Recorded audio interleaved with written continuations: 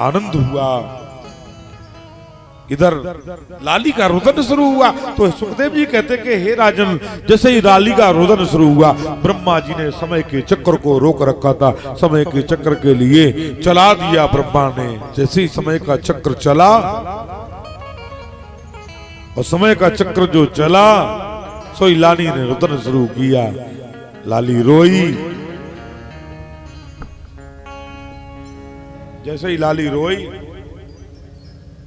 पहरेदार जाग गए। पहरेदार जाग गए और कंस को खबर करी, महाराज आपका काल देवकी का वो पुत्र जन्म ले चुका है। कंस लेके तलवार दौड़ पड़ा। जल्दीबाजी में कहीं गिरता कहीं उठता, देर ना हो जाए, चल पड़ा। वहां पहुंचा तो देवकी ने कहा, भैया अब की तो लाली भई है, लाला नहीं लाली भई है। और भैया, और लाली को मारना ठीक नहीं है। महाराज, ऐसा तमानुजा बाला कृपणा पुत्र को उपमा,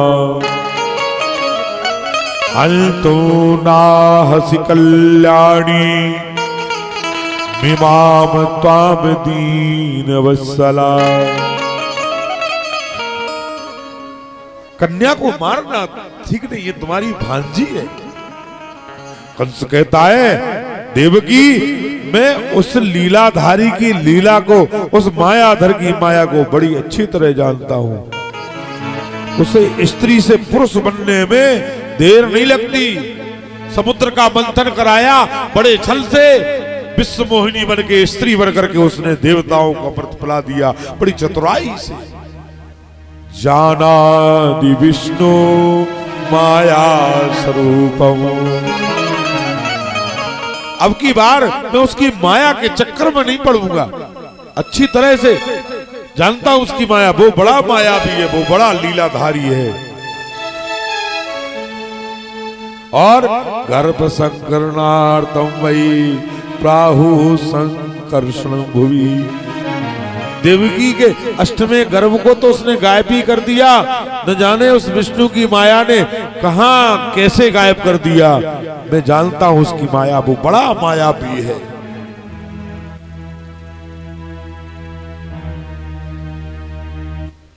श्री गजेंद्र सिंह जी रावत वर्तमान सरपंच ग्राम कारोबाह, सरपंच साहब हमारे पद में आकर के स्वागत किए। भागवत जी का ताली बजा करके सरपंच साहब जी का स्वागत। बहुत बहुत साधुवाद, आशीर्वाद। सदा सुखी रहें, ठाकुर जी अपनी कृपा आप पर बरसाता रहें, सदा सुखी रहें। महाराज, बहिरंती पुरा द्वारा सर्वा पुत्र बदावृता, बालग्नि श्रुत्वा ग्रहपाला समुत्थिता,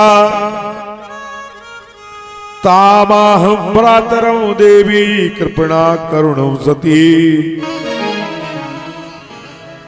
सुश्रेयं च कल्याणं श्रियं चाहन्तुमर्हसि।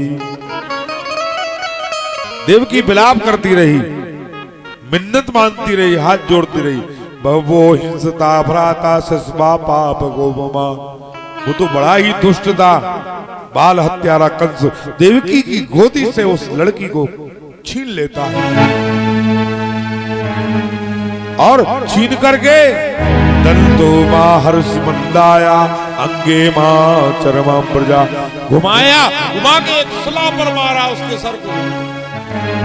उसके पहले के वो सला पर गिरती, हाथ से छूटी आकाश को चली गई। सिंह पर विराजमान होकर के अष्टभुजा धारण करके खड्गं चक्र गदेषु चापमर्धं शूलं पुष्पदिप्सिराम शंखं संदतं करिष्ठनयनां सर्वांगभूषावृतां नीलस्यादुतिमासपासतस्कां सेवे महाकालिकं। हाथ में खड्ग, चक्र, कृपाण, परधी, परग, खप्पड़ आदि विभिन्न अस्त्रों शस्त्रों को लेकर के प्रकट हुई सिंह वाहिनी, वो वैष्णवी माया भगवान की।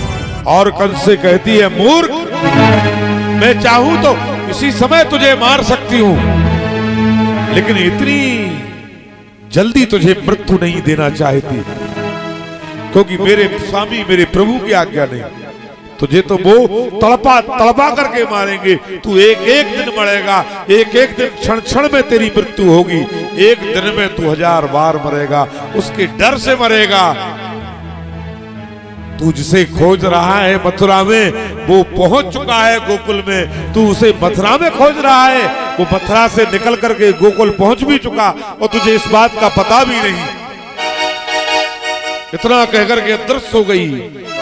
विष्णु भगवान के पास जाकर के भगवान से कहा, प्रभु आपने जो कार्य मुझे सौंपा था मैंने पूर्ण कर दिया। भगवान कहते कि हे नारायणी माया, तुमने मेरा कृष्ण अवतार के समय बड़ा साथ दिया, वरदान मांगो मैं तुमसे प्रसन्न हूं।